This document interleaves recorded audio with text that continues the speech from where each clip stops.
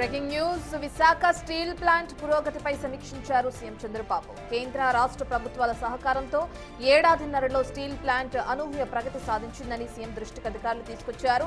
ప్రస్తుతం ఆర్ఐఎన్ఎల్ నష్టాల నుంచి లాభాల బాట పట్టిందని సీఎంకు వివరించారు. 2024-25 సెకండ్ క్వార్టర్లో 9,000 టన్నుల ఉక్కు ఉత్పత్తి మాత్రమే ఉంటే ఇప్పుడు రోజుకు 19,401 టన్నుల ఉక్కు ఉత్పత్తి చేస్తున్నట్లు తెలిపారు. ఇక 3 బ్లాస్ట్ ఫర్నేలు పనిచేస్తుండటంతో ఉత్పత్తి భారీగా పెరిగినట్లు కూడా సీఎం చంద్రబాబుకు అధికారులు తెలిపారు. అయితే 2024 సెప్టెంబర్లో స్టీల్ ప్లాంట్ 486 కోట్ల నష్టాల్లో ఉంటే 2026 జనవరిలో 54 కోట్ల లాభం సాధించిందన్నారు. ఇటీవల కేంద్ర ప్రభుత్వం చేసిన 11,000 కోట్ల సాయంతో స్టీల్ ప్లాంట్ నిలదొక్కున్నట్లు అధికారులు తెలిపారు.